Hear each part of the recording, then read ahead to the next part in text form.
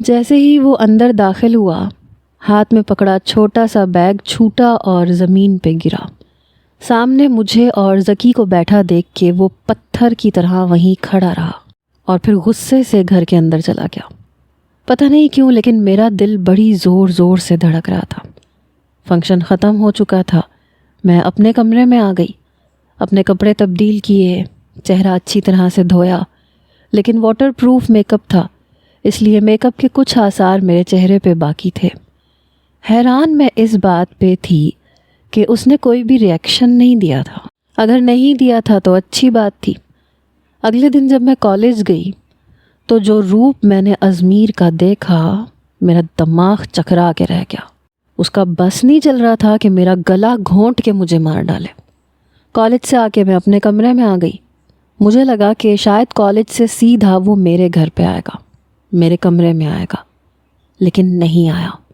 دادی کی آواز سے پتہ چلا کہ وہ اوپر کا زینہ چڑھ کے اپنے کمرے میں جا چکا ہے، لیکن پھر اوپر سے چلانے کی آوازیں آنے لگیں۔ امی یہ کیا کیا ہے آپ لوگوں نے میرے پیچھے سے؟ میری ابیہا کو کس کی اجازت سے ذکی کی منگیتر بنا دیا؟ آپ لوگ ہوتے کون ہیں یہ سب کرنے والے؟ وہ اتنی زور سے دھاڑا کہ آواز پورے گھر میں گونجی۔ میں اپنا کمرہ لاک کر کے بیٹھ گئی۔ پتہ نہیں کیوں مجھے بہت ڈر لگ رہا تھا۔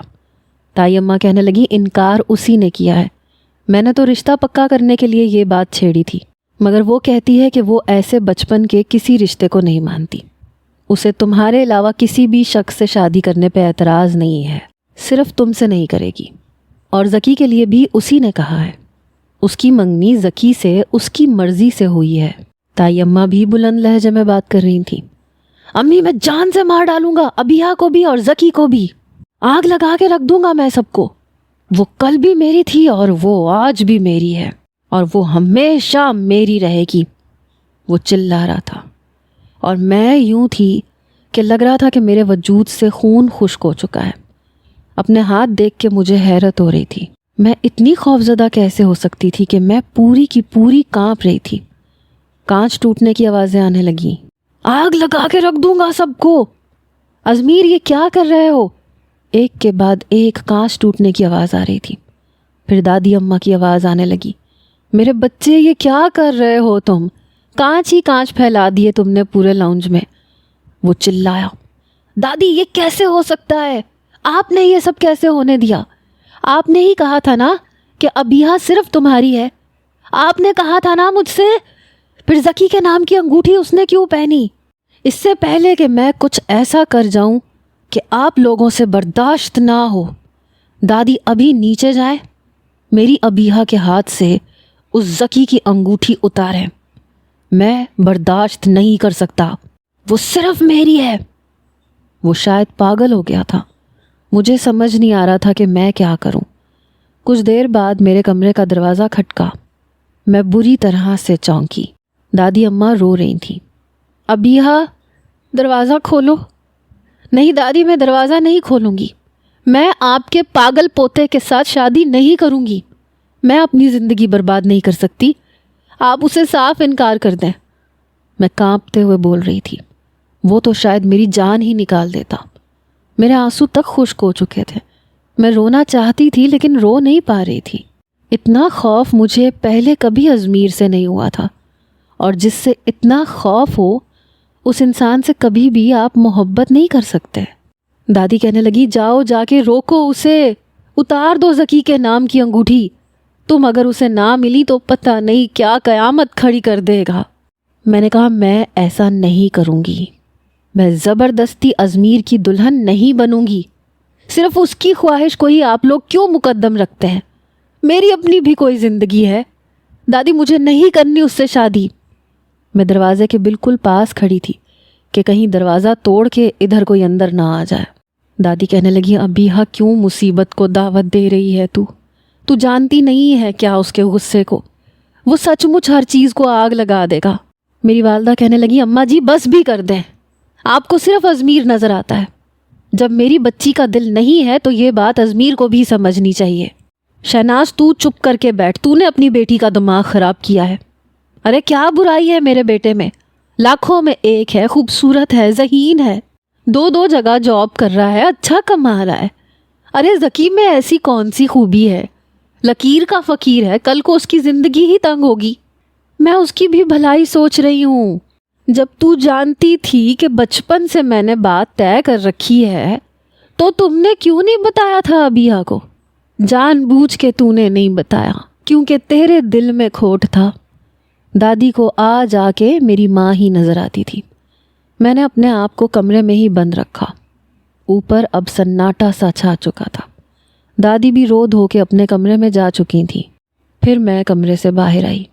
میری والدہ باہر بیٹھی رو رہی تھی۔ میں اپنی والدہ کے پاس جا کے بیٹھ گئی۔ مجھے دیکھ کے انہوں نے مجھے اپنے ساتھ لگا لیا۔ کہنے لگیں، مجھے نہیں لگتا تمہاری شادی ذکی سے ہو سکتی ہے بیٹا یہ انگوٹھی اتار دو۔ میں نے نفی میں سر ہلایا۔ میں نے کہا امی مجھے ذکی بھائی سے محبت نہیں ہے، لیکن مجھے ازمیر سے ڈر لگتا ہے۔ میں کبھی بھی اس سے شادی نہیں کر سکتی۔ اگر بات خاندان کی نہ ہوتی تو بابا میری شادی ذکی بھائی کے بجائے جس سے مرضی کرتے۔ میں اعتراض نہیں کرتی، مجھے اعتراض صرف ازمیر سے ہے۔ وہ میری ساری زندگی کو جہنم بنا کے رکھ دے گا۔ میں پھوٹ پھوٹ کے رونے لگی۔ میری والدہ نے مجھے اپنے ساتھ لگا لیا۔ تم پریشان نہ ہو، رات کو تمہارے بابا آتے ہیں تو میں بات کرتی ہوں۔ شام کے وقت پھر سے دروازہ بجنے کی آواز آئی۔ ازمیر میرے بیٹے، چندہ دروازہ کھولو، کچھ کھا لو۔ جب سے تم اسلام آباد سے واپس آئے ہو ایک گھونٹ پانی کا نہیں پیا۔ تائی اماں روئے جا رہی تھیں۔ میری دادی بڑے غصے اور نفرت سے مجھے دیکھ رہی تھیں۔ تسبیح کے دانے پہ دانے گرا رہی تھیں۔ میں چپ چاپ بیٹھی رہی۔ اوپر سے ابھی بھی آوازیں آ رہی تھیں، ازمیر دروازہ کھولو۔ کچھ ہی دیر میں بڑے تایا اور ابا گھر پہ آئے۔ تایا ابا سیدھا اوپر چلے گئے۔ شاید تائی اماں نے فون پہ بتایا تھا کہ وہ دروازہ نہیں کھول رہا۔ کافی دیر تایا ابا دروازہ کھٹکھٹاتے رہے۔ جب نہیں کھلا تو زور زور سے دروازے پہ پاؤں مارنے لگے۔ ازمیر میں کہہ رہا ہوں دروازہ کھولو۔ میرے والد بھی اوپر چلے گئے۔ میں خود پریشان ہوئی کیونکہ وہ دروازہ نہیں کھول رہا تھا۔ دادی اماں بھی گھٹنوں کے درد کے باوجود اوپر جا چکی تھیں۔ نیچے بس میں تھی یا پھر میری والدہ۔ میں گھبراہٹ کے مارے اپنی انگلیاں مسلنے لگی۔ دل بڑی زور زور سے دھڑک رہا تھا۔ شاید دھکے مار مار کے دروازے کا لاک توڑا گیا۔ پھر چلانے کی آوازیں آئیں۔ بے ساختہ میں اور میری والدہ اوپر گئے۔ ازمیر کے کمرے میں گئے تو ہوش اڑ کے رہ گئے۔ وہ اپنی نس کاٹ چکا تھا۔ زمین پہ خون ہی خون بکھرا پڑا تھا۔ وہ بیڈ پہ بے سدھ لیٹا تھا، ہاتھ لٹکایا ہوا تھا۔ یہ دیکھ کے میری اپنی چیخیں نکلی تھیں۔ ربیہ رو رہی تھی، تائی اماں چلا کے رو رہی تھیں، میرا بیٹا مر جائے گا۔ ان کی آنکھوں سے آنسو بہہ رہے تھے۔ جلدی سے ڈرائیور کو بلایا گیا، اسے اٹھا کے گاڑی میں بٹھایا گیا۔ خون بہت زیادہ بہہ چکا تھا۔ میری دادی اماں تو مجھے بد دعائیں دینے لگی۔ اللہ کرے تو مر جائے ابیہ، دیکھ میرے ازمیر کو کچھ ہوا نا تو میں تجھے کبھی معاف نہیں کروں گی۔ تائی اماں، دادی اماں سب گاڑی میں بیٹھ کے جا چکے تھے، یہاں تک کہ میری ماں بھی ساتھ گئی تھی۔ لیکن میں نہیں گئی۔ میں اکیلی اپنے کمرے میں بیٹھ کے روتی رہی۔ مجھے ازمیر کی ان حرکتوں سے اور بھی خوف آنے لگا تھا۔ میں ایک نارمل شخص کے ساتھ شادی کرنا چاہتی تھی، کسی دیوانے اور مجنوں کے ساتھ نہیں۔ لیکن جو حرکت وہ کر چکا تھا، ابھی تو یہ بھی نہیں پتا تھا کہ وہ زندہ بچے گا یا نہیں۔ اگر مر جاتا تو ساری زندگی مجھ پہ یہ الزام لگا رہتا کہ وہ میری وجہ سے مر گیا۔ میں اٹھی، وضو کیا، جائے نماز پہ بیٹھ کے اس کی زندگی کی دعائیں کرنے لگی۔ حالانکہ جانتی تھی کہ اگر وہ بچ گیا تو مجھے نہیں بخشے گا، میری زندگی کو سزا بنا کے رکھ دے گا۔ لیکن پھر بھی میں اس کے لیے دعائیں کر رہی تھی۔ 1 گھنٹے کے بعد میری والدہ کے نمبر سے مجھے فون آیا۔ دھڑکتے دل کے ساتھ میں نے فون اٹھایا۔ اپنے آنسو صاف کرتے ہوئے پوچھا، امی ازمیر کیسا ہے؟ جان بچ گئی اس کی؟ اس کے سارے دوست وہاں پہنچ گئے تھے۔ اگر فوراً سے خون نہ دیا جاتا تو شاید۔ میں نے فون بند کر دیا۔ کچھ دیر بعد رضی گھر پہ آیا، کافی گھبرایا ہوا تھا۔ کہنے لگا چلو میرے ساتھ ہاسپٹل جانا ہے۔ میں نے کہا وہ کیوں؟ کہنے لگا ازمیر بھائی بے ہوشی میں بھی تمہیں پکار رہے ہیں۔ اس کا مطلب بات چھوٹے تایا کے گھر تک بھی پہنچ چکی تھی۔ میں رضی کے ساتھ بائک پہ بیٹھ کے ہاسپٹل پہنچ گئی۔ जहाँ छोटी ताई, ताया, अम्मा, अब्बा, यहाँ तक कि ज़की भी पहुँचा हुआ था। मुझे देख के वो भी खड़ा हो गया, नज़रें बदल गया। मेरी वालदा मेरे पास आई, कहने लगी नीम बेहोशी में भी सिर्फ तुम्हारा नाम ले रहा है, उसे होश नहीं आ रहा, शायद तुम बुलाओ तो होश में आ जाए। ताई अम्मा रोए जा रही थीं और मुझे बड़े गुस्से से देख रही थीं। दादी अम्मा ने तो मुझे देखते ही अपना रुख बदल लिया, जैसे इस सब की जिम्मेदार मैं थी। मैं चुपचाप मरे मरे कदम उठाती अजमीर के कमरे तक गई। वो वाकई नीम बेहोश था और सिर्फ एक जुमला था उसकी ज़ुबान पे, अबीहा मेरी है, उसे मुझसे कोई नहीं छीन सकता, कोई नहीं छीन सकता। अपना सर दाएं बाएं घुमा रहा था, बड़ा बेचैन था। पता नहीं क्यों, लेकिन वक्ती तौर पे मुझे उस पे तरस आया था। हाथ पे पट्टी बंधी हुई थी, रंगत पीली जर्द पड़ चुकी थी। उसके फोल्डिंग बेड के पास रखी कुर्सी पे मैं बैठ गई, उसके हाथ पे हाथ रखा। अजमीर, बड़ी मुश्किल से ये लफ्ज़ मेरी ज़ुबान से अदा हुआ। उसकी आंखों के पपोटों में हरकत हुई। अजमीर, मैं अबीहा। उसने थोड़ी सी आंखें खोली, मुझे देखा। चेहरे पे एक मुस्कुराहट आई। जो हाथ मैंने उसके हाथ पे रखा था, मेरे उसी हाथ को उसने पकड़ लिया, हालांकि उसी हाथ पे पट्टी बंधी हुई थी। कहने लगा, तुम पे सिर्फ मेरा हक है, तुम सिर्फ मेरी हो, सुन रही हो ना तुम। फिर अपने अंगूठे से मेरी उंगलियों में न जाने क्या टटोलने की कोशिश कर रहा था। फिर उसका अंगूठा मेरी मंगनी की अंगूठी पे जाके रुका। तब तक सब लोग अंदर आ चुके थे। अजमीर बेटा मेरे, आंखें खोलो। ताई अम्मा ने उसका चेहरा अपने दोनों हाथों में लिया। उसने आंखें खोल ली। ताई अम्मा रोते हुए उसका माथा चूमने लगी। रबिया भी रो रही थी। भाई आपने ये क्या किया? मेरा हाथ उसने अभी भी पकड़ रखा था। दूसरे हाथ पे ड्रिप लगी हुई थी। अभी भी वो अपने हाथ के अंगूठे को उस अंगूठी पे फेर रहा था। दादी ने उसके चेहरे पे फूंक मारी, उसका चेहरा चूमने लगी। वो लंबे लंबे सांस ले रहा था। कहने लगा, अबीहा ये अंगूठी उतारो। मैंने अपना हाथ उसके हाथ से पीछे किया। बेख्तियार मेरी नज़र ज़की भाई पे गई, जो नज़रें झुकाए खड़े थे। छोटी ताई अम्मा के माथे पे बल पड़े। दादी कहने लगी, सुनाई नहीं दे रहा तुम्हें, उतारो ये अंगूठी। पता नहीं क्यों मैं ज़की की तरफ देख रही थी, जो यूं नज़रें झुकाए हुए था जैसे कोई मुजरिम हो या कोई गलत काम कर बैठा हो। एक बार भी उसने मेरी तरफ नहीं देखा। अंगूठी उतारो अबीहा, अजमीर फिर से बोला। मेरे वालिद मेरे पास आए। बेटा ये अंगूठी उतार दो। ज़की को कोई एतराज़ नहीं है, वो नहीं जानता था कि अजमीर तुमसे। मेरे वालिद ने बात अधूरी छोड़ दी। मैंने अंगूठी फिर भी नहीं उतारी। अब्बा ने मेरा हाथ पकड़ा, अंगूठी उतार के छोटे ताया के हाथ में रख दी। फिर हाथ जोड़ के कहने लगे, मैं बहुत माजरत हुआ हूँ। चचा ने जुड़े हुए हाथ पकड़ लिए। अरे नहीं, कोई बात नहीं, अजमीर भी मेरा ही बेटा है। अलबत्ता ज़की वहाँ से जा चुका था, चुपचाप, बड़ी खामोशी से। अजमीर कहने लगा, अम्मी मेरे पास आए। ताई अम्मी उसके पास चली गई। कहने लगा, ये मेरे गले की चेन उतार के अबीहा के गले में पहना दे। उसके गले में एक सोने की चेन थी जिस पे ए लिखा हुआ था। ताई अम्मा ने वो उतारी और मेरे गले में पहना दी। मुझे लगा जैसे मैं कोई खिलौना हूँ, कोई कठपुतली हूँ या फिर कोई बेजान चीज़ हूँ जिस पे अजमीर की मोहर लग चुकी है। उसके बाद नर्स आई, डॉक्टर आए, आके जा चुके थे। उसकी ड्रिप ख़त्म हो चुकी थी, लेकिन डॉक्टर नर्स से कहने लगा कि इसे इंजेक्शन भी लगाएं और इसे दोबारा से ड्रिप लगा दें। सुबह तक हम इसे डिस्चार्ज करेंगे। ताई अम्मा कहने लगी, शुक्र है अब मेरा बच्चा ख़तरे से बाहर है। आप सब लोग जाएं, आराम करें, मैं अपने अजमीर के पास रुकूंगी। अजमीर कहने लगा, नहीं, मेरे पास सिर्फ अबीहा रुकेगी, बाकी सब जा सकते हैं। ये सुन के मैं हैरान हुई थी। मैं भला उसके पास क्यों रुकती? ताई अम्मा कहने लगी, बेटा सुबह तुम डिस्चार्ज हो जाओगे और मुझे भी चैन नहीं आएगा। कहने लगा, अम्मा मैं ठीक हूँ, आप जाएं, यहाँ सिर्फ अबीहा रुकेगी। वो अपनी बात पे डटा रहा। आहिस्ता आहिस्ता सब जा चुके थे। بس میں اکیلی رہ گئی تھی۔ میں اسی کرسی پہ بیٹھی ہوئی تھی۔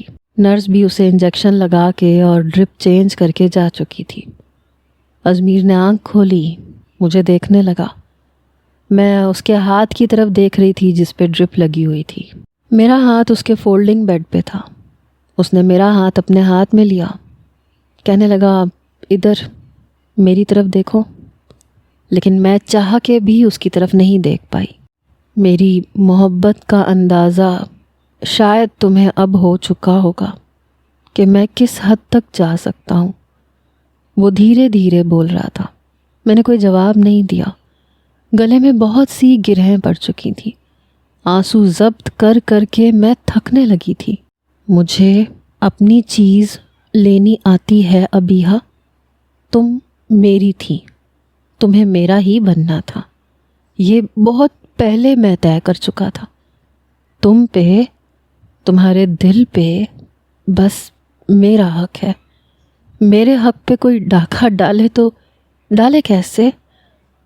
مجھے لگ رہا تھا جیسے میں بے جان سی چیز ہوں۔ اپنی زندگی بے معنی لگ رہی تھی۔ تمہیں آہستہ آہستہ میری محبت پہ یقین آ جائے گا۔ پھر کہنے لگا چپ کیوں ہو، کچھ بول کیوں نہیں رہی، مجھ سے باتیں کرو۔ میں نے کہا کیا کہوں تم سے، مجھے کچھ نہیں کہنا تم سے، تم ٹھیک کہہ رہے ہو، مجھے تمہاری محبت پہ شاید یقین آ جائے۔ پھر میں نے اپنا ہاتھ اس کے ہاتھ سے پیچھے کر لیا۔ آنکھیں بند کرو اور سو جاؤ، یہ سوچ کے کہ ابیہا صرف تمہاری ہے۔ میں یہ کہہ کے کرسی سے اٹھ کے کھڑی ہو گئی، سامنے صوفے پہ جا کے لیٹ گئی، لیکن آنکھوں میں نیند کہیں نہیں تھی۔ اپنی آنے والی زندگی سے خوف محسوس ہو رہا تھا۔ میں نے کہانیوں میں پڑھا تھا کہ ایسی جنونی محبت سامنے والے کو بہت مہنگی پڑتی ہے، کیونکہ جنونی مرد اگر کسی عورت پہ عاشق ہو جائے تو عورت پہ شک کرتا ہے، اسے قیدی بنا کے رکھ لیتا ہے۔ پتہ نہیں یہ میرے سانس لینے پہ بھی مجھ پہ پابندی لگا دے گا۔ یہی سوچتے سوچتے نہ جانے کب میری آنکھ لگ گئی۔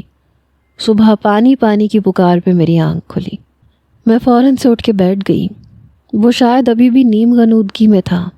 میں نے جگ سے گلاس میں پانی بھرا اور اس کے فولڈنگ بیڈ کو تھوڑا سا اونچا کیا، اسے پانی پلایا۔ وہ پھر سو چکا تھا۔ کافی دیر میں اس کے چہرے کی طرف دیکھتی رہی، لیکن پھر بھی میرے دل میں اس کے لیے کوئی بھی نرم گوشہ پیدا نہیں ہو رہا تھا۔ ہاتھ پہ پڑا ہوا اس کا وہ اسکیل یاد آنے لگا۔ اپنے غصے کو اس نے جس طرح سے میرے ہاتھ پہ اتارا تھا، میں وہ بھول ہی نہیں پا رہی تھی۔ ایسے لگ رہا تھا جیسے ویسے ہی کئی سرخ نشان میرے پورے جسم پہ پڑنے والے ہیں۔ اسے جب جب غصہ آئے گا وہ ایسے ہی کرے گا، وہ مجھ پہ ہاتھ اٹھائے گا، اور جب غصہ ختم ہو جائے گا تو ہاتھ جوڑ کے معافیاں مانگے گا۔ پتہ نہیں کیوں میری آنکھوں سے آنسو بہنے لگے۔ مجھے ایسی محبت سے بڑا خوف آتا تھا جس میں دیوانگی اور جنون ہوتا ہے۔ میں نے کئی کہانیاں، ناول پڑھے تھے۔ ایسے لوگ کبھی بھی سامنے والے کی زندگی کو ٹھیک سے گزرنے نہیں دیتے۔ پتہ نہیں کب سے وہ مجھے اپنی ملکیت سمجھ رہا تھا، اور وہ یہ سمجھتا تھا کہ بس اس نے کہہ دیا تو میرے دل پہ اس کا حق ہو گیا۔ ایسا نہیں ہوتا۔ میرا دل میرا تھا، میری زندگی میری تھی۔ بنا میرے چاہے وہ کیسے اپنا حق مجھ پہ سمجھ سکتا تھا؟ اگر اسے بڑوں نے کہا تھا تو غلط کہا تھا۔ کیوں کہا تھا؟ زندگی میری تھی، اس کے نام کیوں لگا دی گئی بنا مجھ سے پوچھے؟ دوبارہ مجھے نیند نہیں آئی۔ صبح ہو چکی تھی۔ کچھ ہی دیر میں وہ ڈسچارج ہو چکا تھا۔ ابا بھی آ چکے تھے، تائی اماں بھی۔ ہم گھر واپس چلے گئے۔ میں اپنے کمرے میں آ کے لیٹ گئی۔ دل بجھ کے رہ گیا تھا، لیکن میری شامت تو جیسے اب شروع ہوئی تھی۔ میری آنکھ لگ گئی تھی۔ 1 گھنٹہ بھی نہیں گزرا ہوگا کہ دروازے پہ دستک ہوئی۔ ربیہ تھی۔ میں نے کہا کیا ہے؟ کہنے لگی وہ بھائی سوپ نہیں پی رہے، کہہ رہے ہیں کہ تمہارے ہاتھ کا ہی پیوں گا۔ مجھے غصہ تو بڑی شدت سے آیا کہ میں نے اس کی غلامی کر رکھی تھی۔ میں نے کہا ٹھیک ہے، آ رہی ہوں میں نے سوپ بنایا، اوپر لے جا کے تائی اماں کو دے دیا۔ وہ کہنے لگی میرے ہاتھ سے پینا ہوتا تو اب تک پی چکا ہوتا، تمہیں ہی بلا رہا ہے۔ مجھے سمجھ نہیں آ رہی تھی کہ آخر وہ چاہتا کیا ہے۔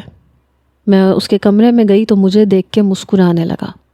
ربیہ سے کہنے لگا کرسی لے کے آؤ, یہاں میرے بیڈ کے پاس رکھو, اب یہاں نے بیٹھنا ہے. اس نے کرسی لا کے رکھ دی. میں اس کرسی پہ بیٹھ گئی. میں نے کہا تم چھوٹے بچے تو نہیں ہو جو تم سوپ بھی میرے ہاتھ سے پیو گے. کہنے لگا تم مجھے چھوٹا بچہ ہی سمجھ لو, بہت بھوک لگ رہی ہے. میں اسے سوپ پلانے لگی. مسلسل ٹک ٹکی باندھے مجھے دیکھ رہا تھا. مجھے الجھن سی محسوس ہو رہی تھی. میں نے کہا ازمیر اگر مزید تم نے مجھے یوں ہی دیکھا تو میں اٹھ کے چلی جاؤں گی. کہنے لگا جانے دیتا ہوں میں تمہیں, ابھی شرافت سے بیٹھی رہو میرے سامنے. میں نے کہا اور اگر یہی گرم سوپ کا باؤل میں تمہارے اوپر گرا دوں, اپنی نظریں نیچی کرو ورنہ میں جا رہی ہوں اٹھ کے. کہنے لگا اچھا نہیں دیکھتا تمہیں, ویسے بھی بہت جلد تمہیں مکمل اپنے نام کر لوں گا, ایسے مضبوط بندھن میں باندھوں گا کہ پھر تم کوئی پابندی مجھ پہ نہیں لگا سکو گی. پتہ نہیں اس کی اس بات پہ میرا جی چاہا کہ اٹھ کے کمرے سے باہر چلی جاؤں. اسے میڈیسن دے کے ہی میں باہر آئی. تائی اماں کہنے لگی تمہارا بہت بہت شکریہ میرے بیٹے کو زندگی بخشنے کے لیے, میں تمہاری احسان مند رہوں گی. میں نے کہا نہیں پلیز تائی اماں ایسی باتیں نہ کریں. وہ رونے لگی. کہنے لگی میں بہت ڈر گئی تھی کہ کہیں اسے کچھ ہو نہ جائے. بیٹا میں بھی نہیں جانتی تھی کہ وہ تمہیں اتنی شدت سے چاہتا ہے. تمہاری اپنی بھی کوئی زندگی ہے. میں نے کہا نہیں میری کوئی زندگی نہیں ہے, زندگی صرف ازمیر کی ہے, جینے کا حق صرف اسے ہے. میں تو اس کی زر خرید غلام ہوں. اور کتنی عجیب بات ہے نا کہ مجھے پتہ ہی نہیں تھا کہ میں کب سے اس کی غلامی کے اندر قید ہوں. خیر اب تو ساری زندگی گزارنی ہے. میں اپنی کڑواہٹ چھپا نہیں پائی تھی. تائی اماں حیرت سے مجھے دیکھ رہی تھی. میں نیچے آ گئی. میری والدہ کہنے لگی اب کیسی طبیعت ہے ازمیر کی؟ میں نے کہا بالکل ٹھیک ہے, جا کے دیکھ لیں. دادی اماں کہنے لگی ہاں میں بس ظہر کی نماز پڑھ لوں پھر جاتی ہوں. شکر ہے میرا بچہ بالکل ٹھیک ہو گیا. 1 ہفتے تک اس کا زخم کافی حد تک ٹھیک ہو چکا تھا. 10 دن کے بعد تایا ابا میرے والد سے کہنے لگے کہ ازمیر نکاح کی ضد کر رہا ہے, کہہ رہا ہے کہ اسے نکاح کرنا ہے. میری والدہ میرے کمرے میں آ گئی. حالانکہ باہر کی ساری باتیں تو میں سن چکی تھی. کہنے لگی باہر تمہارے تایا ابا آئے ہیں. میں نے کہا ہاں تو ٹھیک ہے, جو ان کا بیٹا کہہ رہا ہے کر لے, مجھے کوئی اعتراض نہیں ہے. یوں اسی جمعے میرا نکاح ازمیر سے ہو چکا تھا. مجھے لگ رہا تھا جیسے میرے اندر سے ہر احساس دم توڑ چکا تھا. نہ حجاب و قبول کرنے پہ میری زبان لڑکھڑائی, نہ سائن کرتے ہوئے ہاتھ کپ کپائے. لیکن میں بالکل سادگی میں تھی, زیادہ تیار نہیں ہوئی تھی. تائی اماں نے جو میکسی مجھے نکاح کے لیے لا کے دی تھی وہ میں نے پہنی ہی نہیں تھی, بس ہلکا سا فینسی سا جوڑا پہن رکھا تھا. حالانکہ تائی اماں مجھ سے کہہ رہی تھیں کہ تم نے وہ کیوں نہیں پہنی. میں نے کہا بس وہ بہت ہیوی تھی, مجھے چبھ رہی تھی, دم گھٹ رہا تھا اس لیے نہیں پہنی. نکاح کے بعد ربیہ مجھے باہر لے گئی. لاؤنج میں سب موجود تھے, بس ذکی بھائی نہیں تھے. پتہ نہیں کیوں مجھے لگا کہ جیسے میں نے ان کے ساتھ زیادتی کر دی. مجھے ان کا نام لینا ہی نہیں چاہیے تھا, نہ منگنی کرنی چاہیے تھی. وہ تو شرمندگی کے مارے دوبارہ کبھی میرے سامنے آئیں گے بھی نہیں. مجھے ربیہ نے ازمیر کے برابر میں بٹھا دیا. میں بڑی خاموشی سے بیٹھ گئی. نہ میں نے شرمانے کی کوشش کی اور نہ مجھے شرم آ رہی تھی. کچھ دیر بعد کھانا لگا دیا گیا. سب نے کھانا کھایا. چھوٹی تائی اماں نے تو وہ بھی ٹھیک سے نہیں کھایا. کھانا کھانے کے فوراً بعد تائی اماں کہنے لگی رضی مجھے تو تم گھر چھوڑاؤ, اگر تمہارے ابا نے بیٹھنا ہے تو شوق سے بیٹھیں. دادی اماں کے ماتھے پہ بل پڑے. کہنے لگی ہاں چھوڑاؤ اپنی ماں کو, ہماری خوشیاں تو اس سے ہمیشہ سے کھلتی ہیں. رضی اپنی والدہ سے کہنے لگا امی کیا ہو گیا آپ کو, اب یہاں آ ہی گئی ہیں تو سکون سے بیٹھ بھی جائیں. تائی اماں صوفے پہ بیٹھ گئیں لیکن منہ سوجا ہوا تھا. ربیہ کہنے لگی آؤ ابیہ تمہیں کمرے میں بٹھا دوں. میں نے کہا نہیں مجھے ابھی یہیں بیٹھنا ہے. میرے والد کہنے لگے بیٹا ابیہ تم کمرے میں جاؤ, ہم بڑوں نے کچھ بات کرنی ہے. میں نے کہا نہیں آپ نے جو بات کرنی ہے آپ میرے سامنے کر لیں. میں جانتی تھی کہ اب رخصتی کی بات ہوگی. میری والدہ کہنے لگی ابیہ بیٹا تمہیں سمجھ میں نہیں آ رہا تمہارے ابا کیا کہہ رہے ہیں. میں نے کہا پلیز امی مجھے یہیں بیٹھنا ہے, ازمیر کہنے لگا بیٹھا رہنے دیں. بات ازمیر نے شروع کی. کہنے لگا ایکچولی میں نے باہر سی وی بھیج رکھی تھی. مجھے سوئٹزرلینڈ کے ایک کالج سے آفر آئی ہے اور میں چاہتا ہوں کہ ابیہا میرے ساتھ جائے. اس لیے مجھے 3 ماہ میں رخصتی چاہیے. اس کی بات سن کے دادی اماں کہنے لگی ہاں ہاں ٹھیک ہے، جیسا تم چاہتے ہو ویسا ہی ہوگا. میں نے کہا جی نہیں، میں تب تک رخصتی نہیں کروں گی جب تک یہ اپنے آپ کو بدل نہیں لیتا. میری بات پہ سب سے پہلے ازمیر نے میری طرف دیکھا. میں کبھی بھی اکیلی اس کے ساتھ کہیں نہیں جاؤں گی، اور وہ بھی اتنی دور. وہ بڑی حیرت سے مجھے دیکھ رہا تھا. دادی کہنے لگی کیا مطلب، کیا برائی ہے میرے بیٹے میں؟ میں نے کہا آپ کو نظر نہیں آتا؟ یہ ایک جنونی قسم کا لڑکا ہے. اپنی بات منوانے کے لیے اپنے جنون میں یہ کس حد تک آگے بڑھ سکتا ہے وہ آپ کے سامنے ہے. کیا نہیں کیا اس نے؟ میری منگنی توڑوا دی، اپنی نس کاٹ لی، زبردستی میرے گلے میں اپنے نام کی چین ڈلوا دی، اور اب یہ نکاح بھی اس کی مرضی سے ہوا ہے. میری بات سن کے کہنے لگا یہ تم کیا کہہ رہی ہو؟ تم جانتی ہو میں تم سے محبت کرتا ہوں.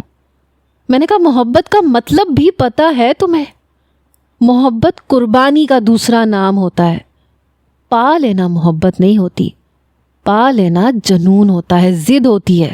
اور میں کبھی بھی تمہاری ضد کا نشانہ نہیں بننا چاہتی، کیونکہ جب تمہیں غصہ آتا ہے تو تم پاگل ہو جاتے ہو. پاگل پن میں تم کچھ بھی کر جاتے ہو.